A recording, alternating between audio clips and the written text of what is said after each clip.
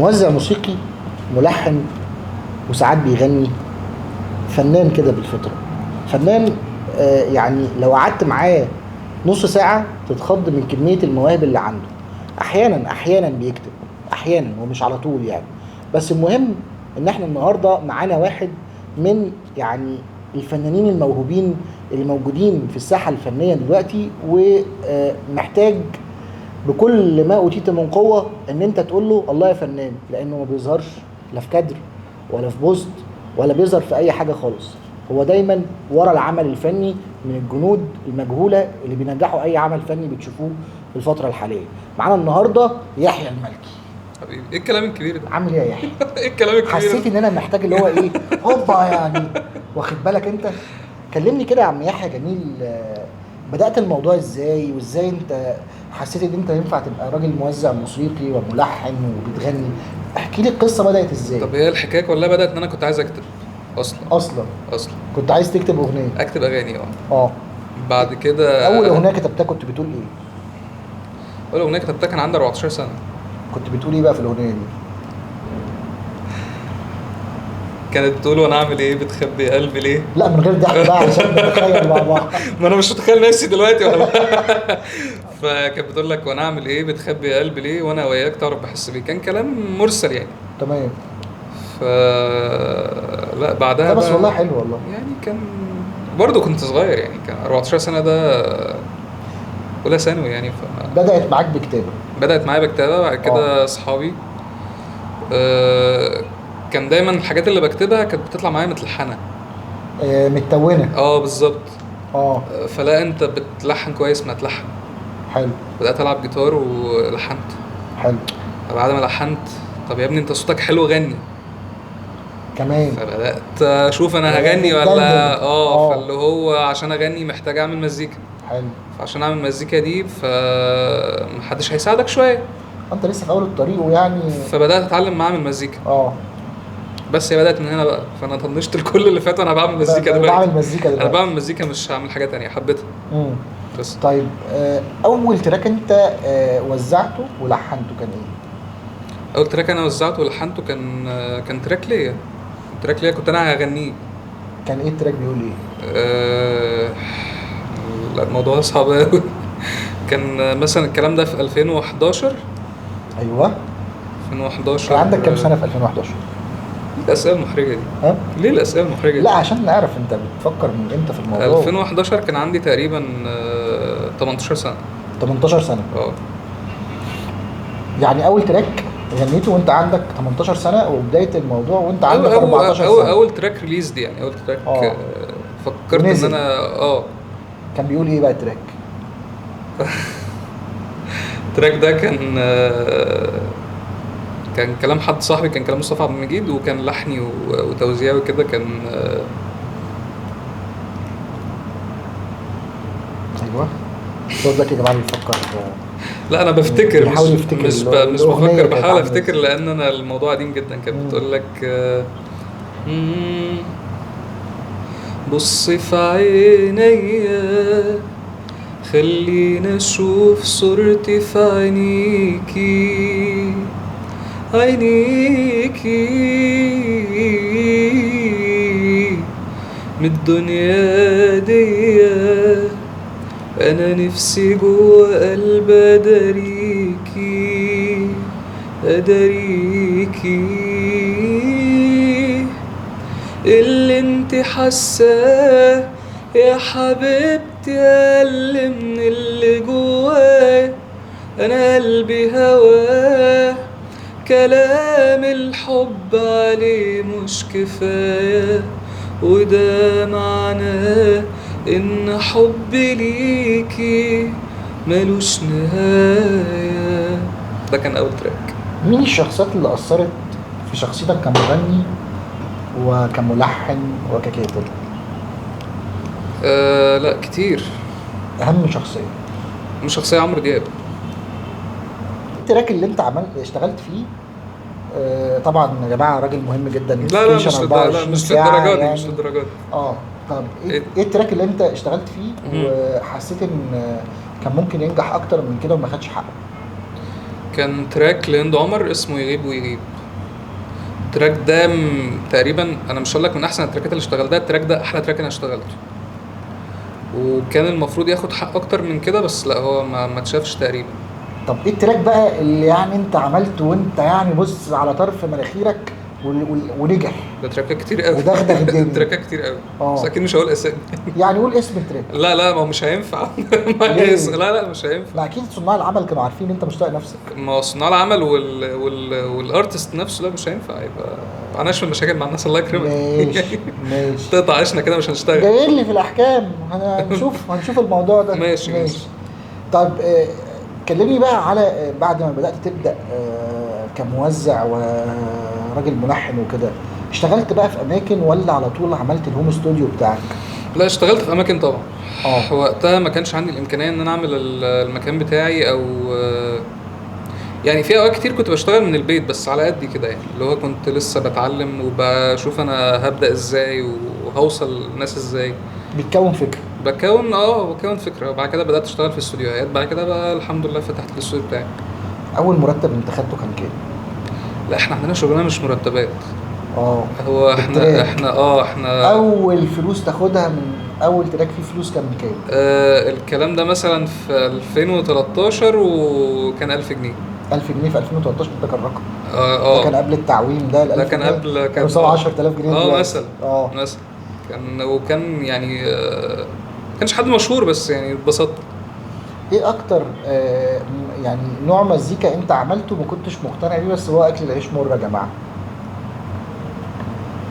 بص انا بقى الحمد لله يعني بعرف اعمل كل حاجه. حلو. اي شكل موسيقي، اي جنرا، انا بعرف اعمل كل ده. بس اتحطيت في موقف ان انا عملت اغنيه شعبي.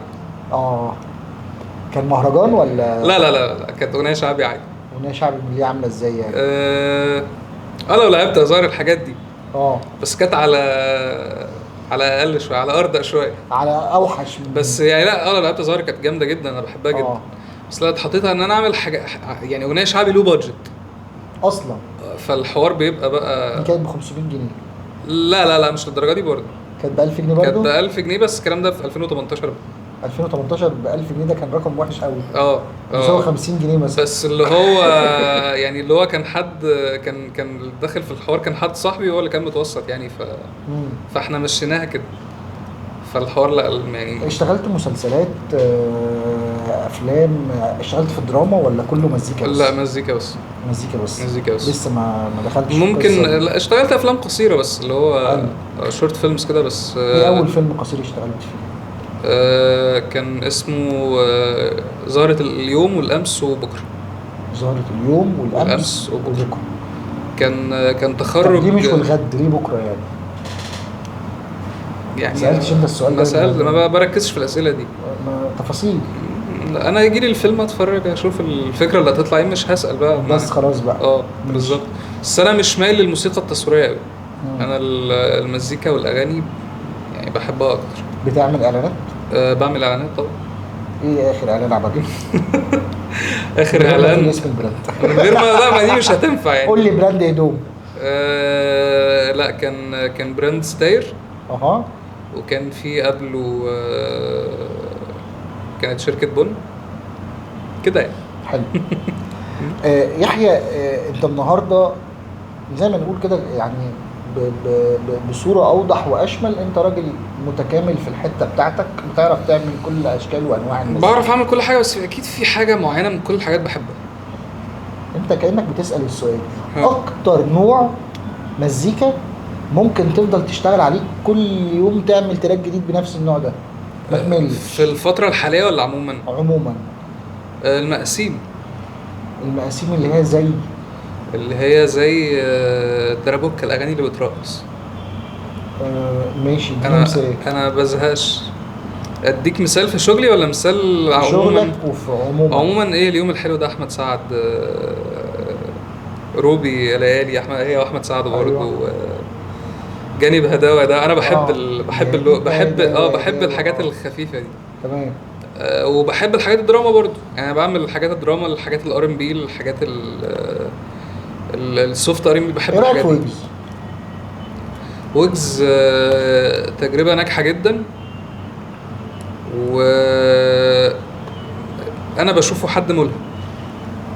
ايه رايك في الراب عامه؟ زي اي حاجه في الدنيا، في وحش وفي حلو. تشتغل راب؟ بشتغل راب، ما عنديش مشكله. تشتغل راب اولد سكول ولا الراب بشتغل راب اولد الأسلوب سكول، الجديد؟ لا اشتغل راب اولد سكول واشتغل نيو سكول كمان عادي. مم. انا شايف- بحب الحاجات الحلوه، يعني انا عايز شايف ايه الانجح في مصر؟ مع يعني انا من وجهه نظري انا ما عدلهاش ملكه. الحلو بينجح. ما عادش في حاجه معينه اقول لك السوق ماسكها، لا هو الحلو بينجح. المزيكا بتاعت زمان بتاعت حميد الشاعري ومصطفى قمر وايهاب توفيق كانت وقتها. هي لسه ما بقتش زمان، الكلام ده في التسعينات، ما خد بالك، كبرناش. لا مش قصه تكبرك، الاجيال اتغيرت يعني. ما هي الاجيال مزيكه اتغيرت. التسعينات غير ها. مزيكه بدايه الالفيه، غير مزيكه العشر سنين اللي فاتوا، حصل غير اللي بيحصل من بعد الكورونا. حصل حصل. فيعني فاهم. خليني اكلمك في فتره التسعينات دي، انا ها. حاسس انها كانت امبارح بالنسبه لي. ما هي كانت تمام؟ امبارح فعلا. خلاص. يعني هي كانت امبارح الناس دي ايكونز، طبعا. يعني حميد، ايهاب، هشام عباس، مصطفى قمر. اكيد. الناس دي ايكونز بالنسبه لنا، وعمرو دياب ومحمد فؤاد والناس دي بنكمل فيهم لسه، وعارف يطور وينوع نفسه عمرو دياب. صح حقيقة. كده؟ دي حقيقة. طيب الناس دي النهارده ليه المزيكا بتاعتها مش واخده حقها؟ انت كراجل موزع يعني، عشان كلمني. هم لسه عايشين في امبارح. شايف ان المزيكا دي ممكن تتطور؟ وانا شايف ان اي حاجة ممكن تحصل، اي حاجة في المزيكا ممكن تحصل. احنا القواعد اتعملت عشان تتكسر. لو طلبنا من يحيى الملكي النهارده عيد توزيع اغنيه السود عيونه، هتعرف تعيد توزيعها هو انا وتلحنها من اول وجديد؟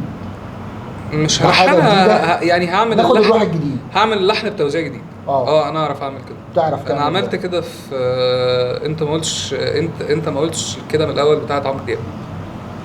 انت ما قلتش ليه من الاول. عملت ريميكس ليها عملتها تراب.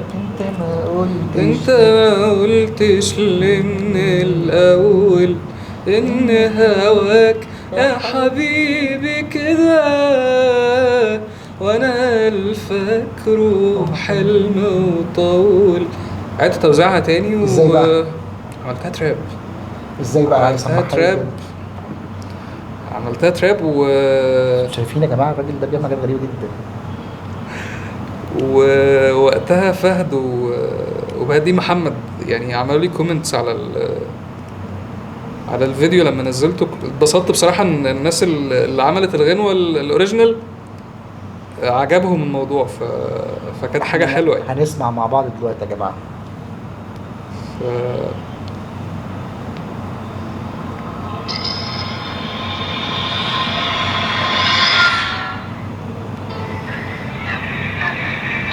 انا مش عارف الصوت طالع ولا. طالع. اوكي.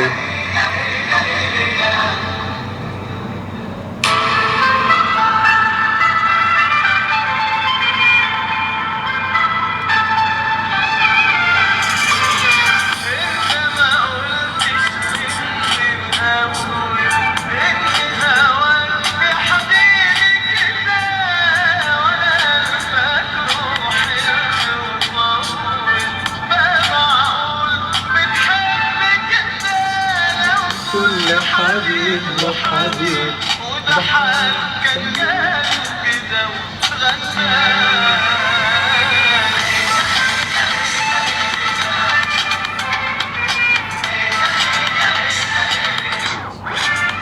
ده كان طبعا قلبه معلم قلبي طبعا ده علم في حياتنا كلنا. دي حقيقة. طيب مدام يحيى الملكي عنده هذه المقدره، يحيى الملكي ليه النهارده على السوشيال ميديا مش بيلعب لنفسه اكتر ما بيلعب لزمايله المغنيين؟ عشان انا مركز في شغلي. انا ممكن اكون بعرف اغني بس مش شايفها بتاعتي. في ناس احسن، في ناس حتى لو أحق. مش هتغني مثلا ممكن الترابات التراب اللي انت عملته، اعاده التوزيع، الريميكس، الحاجات دي تاني، تعيد توزيع الحاجات دي ما بتتجهش للسكه دي عشان بتبقى محتاجه وقت. بتبقى محتاجه وقت وطبعا انت طالما عندك كلاينتس، عندك ناس بتشتغل معاها، بيبقى الاولويه ليه، الاولويه للشغل الاوريجينال دايما. سؤال انترفيو قوي بما اننا فقره الانترفيو. اوكي. شايف نفسك فين كمان 5 سنين؟ شايف نفسي فين كمان 5 سنين؟ لا، شايف نفسي في حته بعيده شويه. ايوه يعني ممكن حضرتك تعرفنا فين البعيد ده؟ آه، لا بعيده، يعني بعيده مش هبقى مثلا في تجمع واروح روح زايد، لا بقى. لا لا لا. حسيت ان انا هركب اوبر دلوقتي. لا لا لا لا. في ماشي. حته بعيد عن اللي انا فيها دلوقتي. انا شايف ان انا استحق مكان اكتر من اللي انا فيها دلوقتي. ابقى مثلا من التوب 5، مش هقول لك على مستوى العالم، لا على مستوى مصر كمان. يا عم سهله معايا. انا ما عنديش مشكله، بس هي بتبقى ستيبس، يعني خد الاحلام على انها ستيبس. يعني انت شايف اول 5 سنين على قد مصر، يعني بعد 5 سنين بقى على مستوى العالم. افكر في العالم بقى ان شاء الله. يحيى اشتغل خليجي قبل كده؟ كتير كتير. كتير.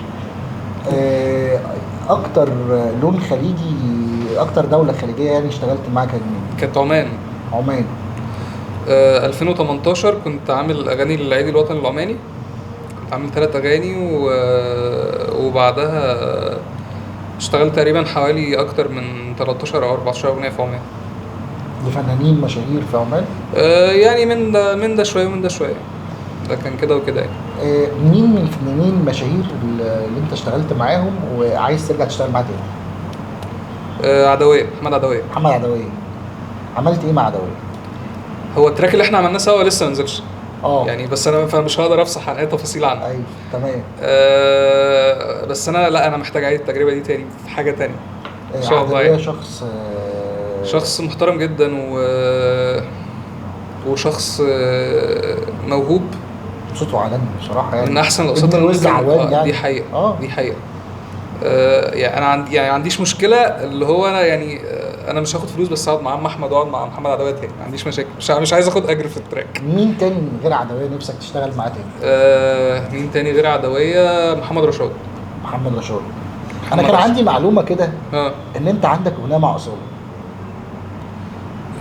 كان كلام بس ما كملتش يعني، بس الحمد لله. الرد ده رد دبلوماسي؟ لا والله مش رد دبلوماسي ولا حاجه، بس اصل يعني انا كنت سامع ان الاغنيه خلصت اصلا. لا احنا كنا بعتنا تراك كان خلاص. اصاله او انغام حاجه كده؟ لا هي ما يعني كنا بعتنا تراك لاصاله. لاصاله. وكانت قال عليه تمام وحلو، وبعد كده ما حصلش نصيب. بس ما حصلش نصيب بسبب اصاله ولا بسببك؟ لا ما اعرفش بسبب مين والله. في طرف في النص. انا فعلا مش عارف بسبب مين، بس عارف انت ممكن ذوقك يتغير بين يوم وليله عادي. ممكن تسمع حاجه النهارده عجباك، بكره لا. وممكن تسمع حاجه النهارده بتبقى شايفها مش حلوه، بس بعدها بكام يوم لما تسمعها انا ازاي كنت شايف الموضوع مش حلو. بس فالحكايه بتيجي كده. لو قالوا لك عايزينك تعمل اغنيه لهيفاء وهبي هتعمل؟ طبعا جدا يعني. الستايل بتاع هيفاء ده تعرف تعمله؟ انا من الناس اللي في اغاني كتير لهيفاء وهبي بحبها. احب اعمله. في حاجات انا بحب اعملها، وفي اغاني كتير بحبها لهيفاء. اغاني كتير جدا، مش رقم قليل. هيفاء وهبي ولا نانسي عجرم؟ لا، لو قدامك تختار اغنيه لحد فيهم تختار مين؟ اختار اغنيه الاثنين يغنوها سوا. لا انا دلوقتي قدامي تراك لهيفاء وقدامي تراك لنانسي عجرم، اختار اسم. انا بحب الاثنين جدا. ماشي، اختار لحد واحد، رقم واحد مين، وبعد كده ندخل التاني في الويتنج ليست. نانسي اكيد. طب لو قلت لك عمرو دياب ومحمد فؤاد تختار انهي واحد فيهم؟ لا ليه كده؟ ليه رقم واحد تعمل له اغنيه؟ ليه ده هم يعني. انت من شويه قلت لك انا عمرو دياب اول حد. انا مش انا بس، اي حد في مجالنا اول حد هتفكر فيه هيبقى عمرو دياب. ماشي، بس انت بتتكلم على 2 مطربين من ايام الطفوله وهم حلو. انت دلوقتي قدامك فرصه ان انت يا تعمل تراك لعمرو يا تعمل تراك لفوش. تعمل لعمرو ولا لفوش؟ لا هعمل لعمرو دياب. هتعمل لعمرو دياب. لو قدامك دلوقتي فرصه ان انت تعمل تراك لعبد الحليم حافظ وتراك لام كلثوم تختار مين؟ ليه المقارنات دي؟ المقارنات دي على قديم الازل موجوده يعني. لا طب ليه؟ انا بستمتع بكل حاجه عند كل واحد. ماشي بعد اذنك. الاثنين داخلين عليك الاستوديو دلوقتي. انا بحب الاثنين جدا. عبد الحليم حافظ عامل الفرق الجميل بتاعه وداخل عليك وعايزك تعمل. هحاول اقنعهم ان هم الاثنين يغنوا سوا. ما انا دلوقتي عايز كل واحد تراك، اختار واحد هو اللي هتعمل له تراك. عبد الحليم حافظ. احنا كده خلصنا فقره الانترفيو. حلو. هنريح دقيقه يا ريت، وهنخش على الاحكام. ربنا يستر. اجابه السؤال عادي يعني، هيبقى في سؤال او حكم. حلو. تختار واحد كده وواحد كده. ماشي. تختار الحكم ولا السؤال؟ ربنا يستر. حلو كده. ماشي، يلا بينا. دقيقه. دلوقتي احنا مع فقره السؤال، لو جاوبت عليه اوكي، ما جاوبتش عليه هندخلك في حكم وهتجاوب على الحكم غصب وتدار. جاهز يا يحيى؟ يلا بينا. بص يا عم يحيى، هناخد من هنا 3 اسئله. حلو. ال3 اسئله دي ورقه وش وظهر. حلو. مم. فيها سؤالين، سؤال في وش وسؤال في الظهر. اوكي. لو سؤال من السؤالين ما تجاوبش عليهم مم. هنخش على حكم على طول دايركت، والحكم فيه سؤالين برضه، في ده حكمين ليه وهيتعملوا تو ماتش اسئله. وهيتعملوا هنشوف ايا كان الحكم. هنشوف ماشي. اتفضل حضرتك بقى ايه، اختار ورقه من النص. اوكي. خلاص هنا كده، يلا مش اول واحده يعني، اختار واحده كده من النص. تمام. واديهاني اقراها لو سمحت. اخر مره الاكس نصحك وايه اللي حصل؟ اخر مره الاكس نصحني ايه اللي حصل؟ انا مش فاكر يعني، دي حاجه. يعني انت ما جاوبتش؟ لا انا مش ما جاوبتش؟ لا مش ما هاخد جاوبتش. حكم. لا اخر مره الاكس نصحني مثلا، لا ما يتهيأليش ان هو نصحني في مره، يعني ما يتهيأليش ان الاكس نصحتني في مره عشان هي ما كانتش بتفهم اصلا. ده تمام ماشي. ما يتهيأليش ان انا ممكن اخد نصيحه من حد ما بيفهمش. احكي على مره عكست حد في الموبايل قبل كده.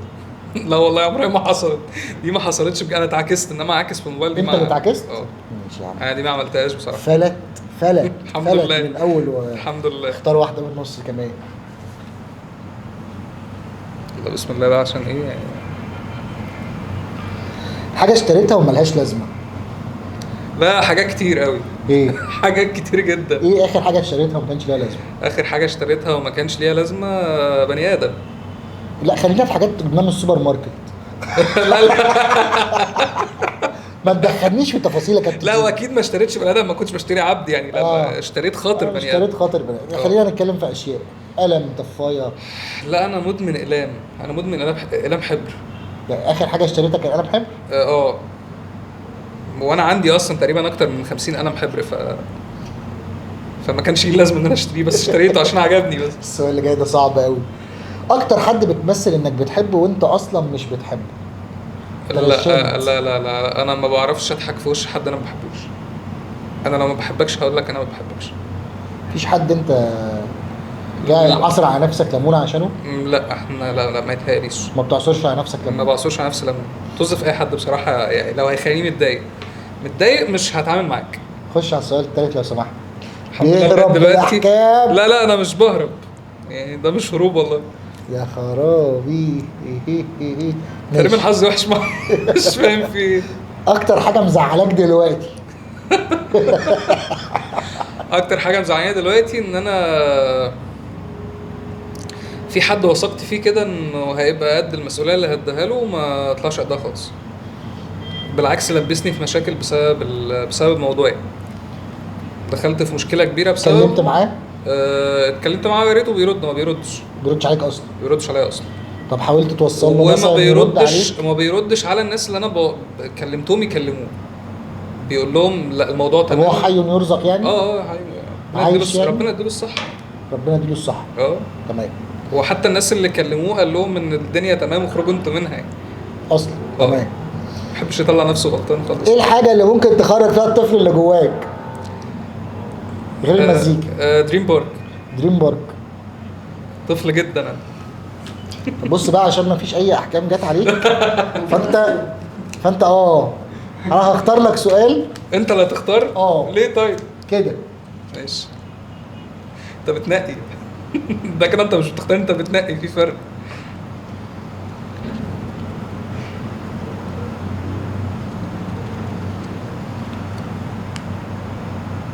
لا الموضوع مش مستاهل كل ده يعني. ده انا لقيت لك واحده ايه نار. نار يا حبيبي. ماشي قول. اوصف فتاة احلامك. اوصف فتاة احلامي؟ رقيقه، بريئه، زي الموج بيتحرك. بص هقول لك على حاجه. ده انا بهزر عشان تامر حسني. انا فاهم طبعا. استاذ تامر حسني. كلنا بندور على البنت اللي بتبقى شبه ماما. لا بس انا مش عايز. محدش بيبقى شبه ماما. ما انا لسه بقول لك انا مش عايز حد شبه ماما. تمام. عشان هو مفيش حد شبه ماما اصلا. بالظبط. فتاة احلامي موجوده، انا مش محتاج ادور عليه. حلو. ايه بقى المواصفات اللي خلتك تقول عليها انها هي دي؟ ان هي استحملتني. انا مفيش حد بيعرف يستحملني. مفيش حد بيعرف يستحمل ظروف شغلي. انا ظروف شغلي ماليش مواعيد. ممكن ابقى شغال طول الليل ونايم طول النهار. ممكن يجي لي تليفون في اي وقت، اسيب اللي في ايدي وانزل اروح الاستوديو. ففكره ان يبقى في حد عارف ده من البدايه، من قبل ما يحصل اي حاجه، ويبقى موافق بيها ويستحملها ويعيش بيها، فلا، انا دي فتاة احلامي. ان انا حد يشيلني ويفضل واقف جنبي لغايه ما اوصل للي انا عايزه، ويبقى مؤمن بيا وبيدعمني وبيسبورت، ودي فتاة احلامي. اي مواصفات تانية بقى في الشكل وبتاع، هذا كل بنت لها جمالها. كل بنت، يعني مفيش بنت وحشه. انا اخر الجمله اللي انت قلتها دي، كل بنت ليها جمالها، دي حقيقه. انا نفسي بقى كل البنات تعرف المعلومه دي. لا، كل البنات جميله. لا، كل بنت لا، كل بنت somehow هي حلوه. هي ربنا مدي لكل واحده بالزبط. الجمال الخاص بيها. بالظبط. جمال نفسي بقى، جمال شكل، جمال حتى اخلاق. بالظبط. في جمال. كلهم ربنا خليهم في احسن صوره. هو انت البنت اللي قدامك لو شفت الحته الحلوه اللي فيها، فانت مش هتشوف بنت حلوه تانية غيرها اصلا. دي حقيقه. لو شفت النقطه الحلوه اللي فيها هتشوفها حلوه من كل الزوايا. بالظبط. فانت هتشوفها حلوه من كل حاجه، ومش هتبقى عايز تشوف غيرها اصلا. صح. بس وبعدين البنت الاصيله الجدعه اللي بتقف جنب، دي حقيقه، يعني جوزها او خطيبها في الزمن ده، دي اكتر حاجه الراجل بيدور عليها اصلا. دي عمله نادره الصراحه. يعني ربنا يخليها لي بقى. بيخليها لي برضه. انت عارفه حبيبتي، عارفه. طيب لو في شعور واحد هتفضل تحسه طول عمرك، مش هتحس غيره، يا عايز الشعور ده يبقى عامل ازاي؟ الرضا. شعور الرضا. عشان انا لو راضي هعدي اي حاجه. انا وراك لغايه لما اجيب لك حكم. لا، ده في حكم اهو، ده في سؤال بحكم. والله مش جايب الورقه على الارض دي اصلا. يعني قضى اخف من قضى ان شاء الله. اخر مره بصيت على صوره الاكس، والله ما فاكر عشان كان من زمان جدا. طب بص، الاجابه دي غير مقبوله. يا تقول لي طيب. يوم كذا، لا مش يوم كذا، من حوالي 8 سنين. من 8 سنين اخر مره بصيت على صوره الاكس. من 8 سنين. ايوه 8 سنين. ايوه. انت مستغرب ليه؟ انت ليه مستغرب؟ ماشي. بصيت، يعني السؤال هنا، هل انا بصيت مثلا، انا دخلت متعمد ابص، ولا هي عدت قدامي؟ لا داخل، يعني عدت قدامي. عدت قدامي؟ لا، ممكن اكون لسه امبارح عادي.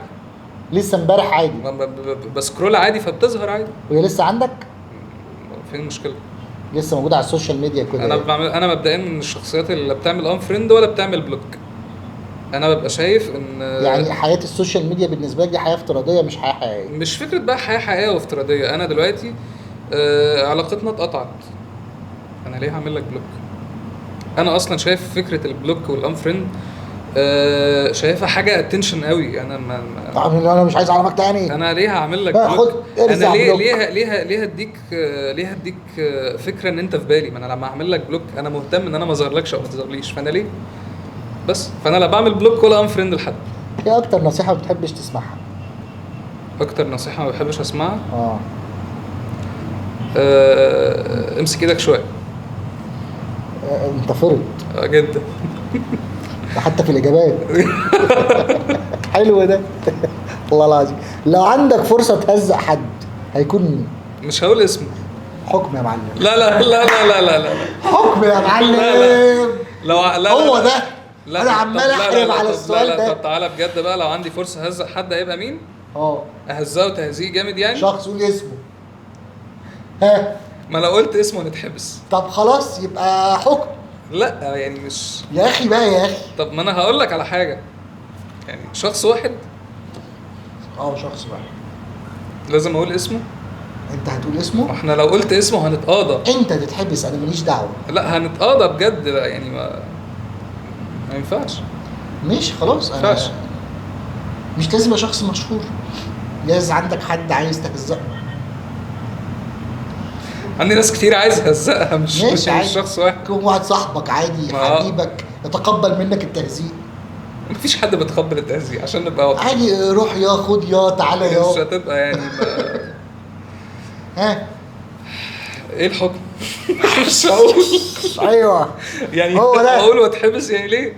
ايوه يا اخي بقى، اختار انت الحكم بقى كده، وهات ورقه من النص عشان ايه، ما يعني من غير ما تبص. ايوه كده. يعني عارف انت، ما انا يعني بحاول ايه، بسم الله كده. بسم الله. اتفضل.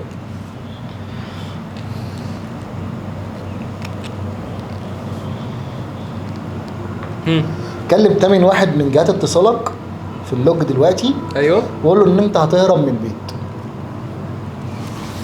رقم 8 1 كلمه. 2 3 4 5 6 7 تمام. ههرب من البيت. اه قول له كده، قال له السلام عليكم يا فلان. ما هو عارف ان انا عايش لوحدي، مش عايش مع اهلي، فههرب من قول له البيت انا ليه؟ ههرب من البيت، في ناس جايين لي يخطفوني دلوقتي.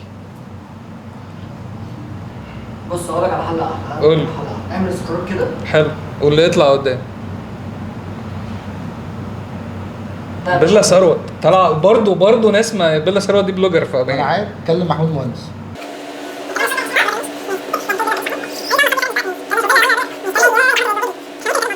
يا عم ده قبيح ده. طب ما هو اي حد هيكلمه هيبقى قبيح. كلم دسوقي. دسوقي، مصطفى دسوقي. لا، محمود دسوقي ده شاعر، ماشي هو اللي قدام. ماشي. افتح بقى السبيكر. يلا. خلاص قول له محمود انا ههرب من البيت دلوقتي. اه وتوصل كده. وتقوم قافل السكه في وشه. اه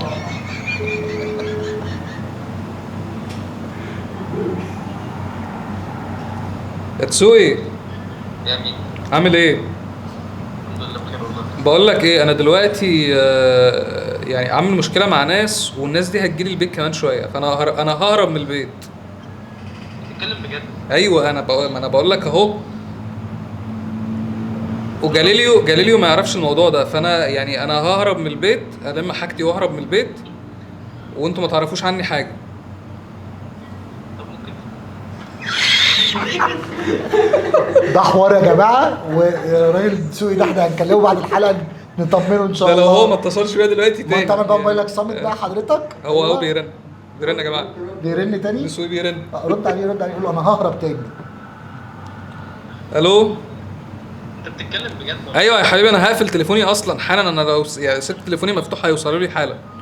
طب ثواني ساعتين بتقول لي في ايه؟ ما انا مش عارف، انا كلمتك عشان لو جاليليو كلمك تقول له، يعني لو جاليليو سأل عليا او حد. قول لي ساعتين. طب قول لي بس. يا حبيبي انا مش عارف اتكلم، انا مش عارف، انا اصلا تليفوني مش هينفع يفضل مفتوح اكتر من 3 دقايق قدام.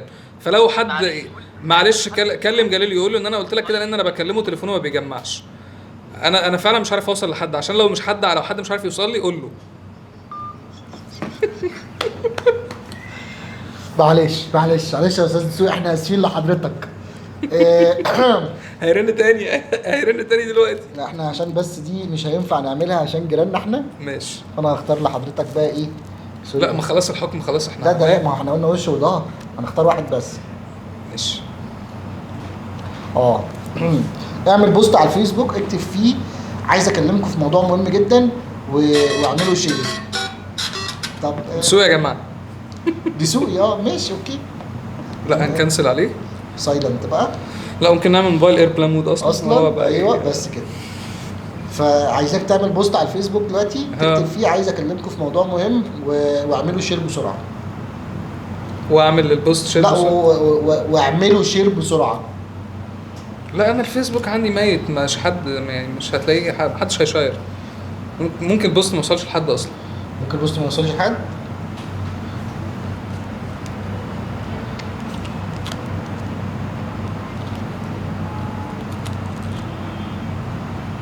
ما انا عندي فكره حلوه، ما تنقي كده، ما خد واحد كده من النص من غير ما.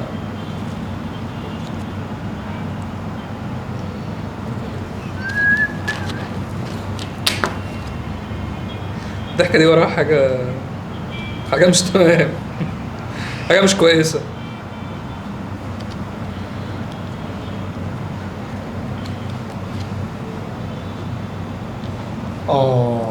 الحكم ده صعب. استرها يا رب. فرج الناس اللي معاك كلنا دلوقتي اخر سيرش على جوجل كروم على موبايلك. اخر سيرش على جوجل كروم على موبايلي. هتلاقي سوريا لايف. ايه؟ هتلاقي سوريا لايف عشان ماتش. اكيد يعني. ثانية واحدة نعمل كده. سوريا لايف. سوريا لايف عشان ماتش عشان بس ماتش. مباشر آه. لماتش مصر. ماشي يا عم. فدي لا دي مش حاجة على فكرة، ما عنديش حاجة اخاف منها. لا ماشي. لا كفاية خلاص، هم محكومين. انت لا ما احنا بتدور. خلاص خلصنا. طب ماشي، انت احنا بتدور كده في ايه؟ خلصنا. انت بتدور في ايه؟ خلصنا فقرة الأحكام. لقيتك مسكت الاحكام كده وبتدور تاني. خلصنا فقرة الأحكام وهنخش دلوقتي على بدون كلام. ماشي. هتقوم تقف حضرتك هنا اهو، ايوه. هتمثل مشهد والشباب في خلال 30 ثانية يجيبوا المشهد ده فيلم ايه، مسلسل ايه كده. ماشي. سامع. المسرحية إيه؟ عاملة ازاي؟ جاهزين؟ جاهزين. ايوه بقى كده، ايوه. لا المسرحية اللي بتبقى عاملة ازاي؟ المسرحية بتبقى بتبقى مقص ولا بتبقى ايه؟ مقص. صح؟ اه متأكد؟ لأن الفيلم كده، اه. المسلسل بتبقى شاشة. حلو. المسرحية بقى آه، صح كده يعني؟ لازم بظهري صح؟ ما هو خلاص انت خدت حكم ان انت تمثل بضهرك. يعني انا اصلا ما اعرفش امثل بوشي عشان امثل بظهري. غريبة يعني ممكن ما نخليه يعمل ساوند ديزاين للموضوع هنفهم. مثلا ساوند ديزاين بايه بالظبط؟ مثلا بأي حاجة بأي حاجة عادي. يلا. طب يا جماعة هي مسرحية. كلمة واحدة. انت بقى. بإيد طبلة. طبلة. ضم التب. اسمها ايه؟ اسمعوا. دخلة تقريبا. لا. مزيكا حسام الله. اي لا دخلة. يا دخلة. جماعه دي مسرحيه. ايه؟ متجوزين. متزوجون. متزوجون. حصل. برافو. المتزوجون. طب انت ده كان بيعمل الدخلة بتاعتهم اللي اتعمل مش جايه معاهم. دي زفة دي زفة دي زفة. يلا. ده دي صعبة بقى. مش عارف اعملها ازاي. هو هيمثل كله بداره؟ ده عقاب. يلا يا جماعة. يلا. فين؟ من 3 كلمات. ماشي. تاني كلمة. أو تاني ولا لأ؟ أول تاني كلمة. تاني كلمة. تحت. أنا هنا. راجل. أسفل. أندر. إيه؟ ايه؟ أندر. تحت. تحت. تحت. عالي. اللي تحت كمل اللي تحت. ايه؟ الجار السابع. اللي جوه. هات كلمة تانية، هات كلمة طب تانية. خش على التالتة طيب. خش على اي كلمة. جوه. جرب ايه ده؟ خلصت ال 30 ثانيه. ايه بقى؟ اديله 30 تانيين، اديله 30 يا تانيين. جماعة في في طب خلاص. لا هي كده. طب خلاص كده. هنكملها 30 ثانيه كمان. يلا ماشي. الاثنين التانيين صعبين بقى. كده صعبين. ايه الفيلم اللي فيه في النص 3 كلمات؟ همام في امستردام. همام في امستردام. 3 2 1. يلا يا يحيى. يلا بينا. يلا بينا. مسرحية. كلمتين. الكلمة بتاعتك. بنت. بنت. حلوة. رأي وسكين. عروسة. عروسة. ست. ستات. ست. ست. الكلمة الأولى. ايه؟ نضارة. لعبة ست. برافو برافو. ايه يا حاج الجمال ده؟ الله الله الله الله جامد قوي. ماشي كده يحيى الملك يا جماعه بقى معاه كام بوينت؟ 1 2 3 دول كده 15 وجاوب على كام سؤال؟ لا انا جاوبت على الاسئله كلها. 1 مفيش غير سؤال واحد اللي ما 2 جاوبتش. 3 4 5 6 وحكم يبقى كده 30 و35 و15 35 و15 35 و15 50. جبت 50 لغايه دلوقتي. السؤال ده بقى دي خلاص. اللي كانت- اه يلا يلا. يلا بينا. 3 2 1. عكس. فين؟ 3 ثلاث كلمات. تاني تاني كلمة. كلمة. واحد. راجل. الواحد. عبد الواحد. ايه؟ رقم واحد. واحدة. واحد. ماشي.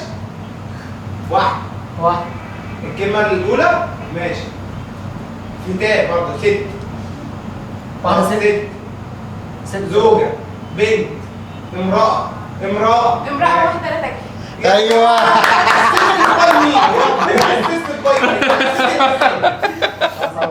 مين؟ امرأة واحدة لا تكفي. ايه الحلاوة دي بتاع؟ لا ده اسم الفيلم، انا ماليش آه، دعوه، هي إيه؟ امراه واحده تكفي عادي. هي امرأة واحدة تكفي هي تكفي يعني امراه واحده تكفي وتغني. وتغني. اه بياكل عيش يا جماعة. لا لا لا لا بجد انا بياكل عيش. لا لا لا لا يحيى بأمانة، بياكل لا لا عيش. بامانه ماشي يا عم تكفي يحيى. وتغني الحمد لله. مفيش كراش كده كراش لا كده؟ لا لا لا هي واحده بس كفاية. مفيش بنتين ثلاثة كده في الانستجرام؟ مفيش لا. حاجة على السناب شات انا اللي اصلا بيختفي انا كمان 24 انا ساعة انا ده؟ اصلا السوشيال ميديا زيرو بالنسبه لي. طب يعني متأكد؟ الحمد جواب لله نهائي؟ الحمد لله. مش بتاكل عيش؟ لا لا الحمد لله. ماشي، خلينا نسأل سؤال بقى بجد، يعني احنا هزرنا. اسال سؤال بجد. العيد بالنسبة ليحيى عامل ازاي؟ العيد الكبير مش العيد الصغير. العيد الكبير يعني اي حد هيقول لك لحمه، العيد الكبير لحمه. حلو. تمام. لا احنا العيد بالنسبه لي كان ايه قلقاس ولا ايه؟ لا لا لا لمتنا عند تيتا ليله الوقفه مع العيله، لمت العيله عموما، اصحابي ننزل نتجمع كده برضه ليله الوقفه، هم شويه والعيله شويه. على الكتب. على الكتب على الكتب في المنصوره، انت كنت معانا عادي جدا يعني. فلا وغير كده بقى الذبايح اللي بتشوفها في الشارع طول ما انت مروح من الصلاه. اول مرة اديت عيدية كان امتى؟ اول مره اديت هديه كان امتى؟ يعني من 10 سنين مثلا. من 10 سنين. من 10 سنين. اول عيدية خدتها فاكرها؟ اكيد لا. مش كنت اول مش كنت اول بيبي عيدية مش وانت بيبي، اللي هو وانت طفل واعي كده. اول عيديه تفتكرها؟ اول عيديه كانت إيه؟ افتكرها كانت من بابا. الله يرحمه. الله يرحمه. كانت كام؟ لا مش فاكر قوي بصراحه، يعني مش فاكر كانت كام. يعني كنت بتقفل كام في العيد؟ وانا صغير ولا دلوقتي؟ وانت صغير. وانا صغير لا يعني وقتها كان بيبقى مبلغ كبير، يعني انا كنت مقفل مثلا 300 400 جنيه، ده كان مبلغ، رقم، ده رقم ده كان طبعا. رقم كبير جدا. دلوقتي زيرو. دلوقتي انا بدي عاديات. بدي عاديات. دلوقتي بندي عاديات. شايف ايه الفرق اللي ما بين العيد زمان والعيد دلوقتي؟ حاجات كتير قوي، زمان مش زي دلوقتي في كل حاجة. دلوقتي في حاجات كتير قوي ظهرت سهلت عليك الحياة، وفي نفس الوقت سهلتها ولا خلتها صماء بلا مشاعر؟ انا لسه بص هقول لك على حاجة. فكرة الفرحة بالحاجات ما عادتش زي الأول. اللي هو لا انا هنزل افرح مع الناس في الشارع، انا هنزل اتبسط مع اصحابي في الشارع، لا انا ممكن دلوقتي ابقى ماسك الموبايل وقاعد في البيت، الموبايل ساحبني بقى شاددني معاه، فانا مش عايز اعمل اي حاجه بس تانية. انت بتشوف صورهم وهم عندك في البيت من خلال الموبايل، فانت تنزل الشارع هتشوفهم برضو، فاللي هو يعني لا هو دايما دايما الريل لاف احسن بالنسبه لي، ان انا انزل اقابل الناس واقعد اتكلم معاهم ونتقابل، بالنسبه لي احسن بكتير، افضل. يحيى حبيبي انت نورتني الله يكرمك، ده نورك والله العظيم، وحاجه جميله كده وحاجه روعه. حبيبي والبودكاست ده طلع حلو قوي. الحمد لله. احنا مكملين بودكاست، احنا هنعمل بودكاست كتير الفتره الجايه. الحمد لله. هتيجي تاني معايا امتى؟ يا باشا اديني تليفون بس وقول لي يا تعالى. نهار ابيض، خلاص اتفقنا. بس اهم حاجه ما يكونش حكم، ما يكونش حكم. ما تكلمنيش ده تقول لي تعالى انا وابقى حكم. هجيبك في الاحكام. هجيلك بس. من زايد لهنا نزعل هجيبك في الأحكام بس. هنخسر بعض وقتها. نورتني يا يحيى. حبيبي نورك. بودكاست لطيف وحلقه حلوه جدا الله يخليك جدا يا حبيبي، جدا، تسلم. وان شاء الله تتكرر مرات كتير ان شاء الله بامر الله. كل سنه وانت طيب، وعيد سعيد وعيد فطر عيد اضحى سعيد عليك يا رب، وانت وربنا طيب يا رب. يكرمك يا رب وتحقق كل اللي نفسك فيه. يا رب الله يخليك حبيبي يا يحيى. حبيبي يا معتز. كان معاكم من بودكاست المزمزه معتز سالم.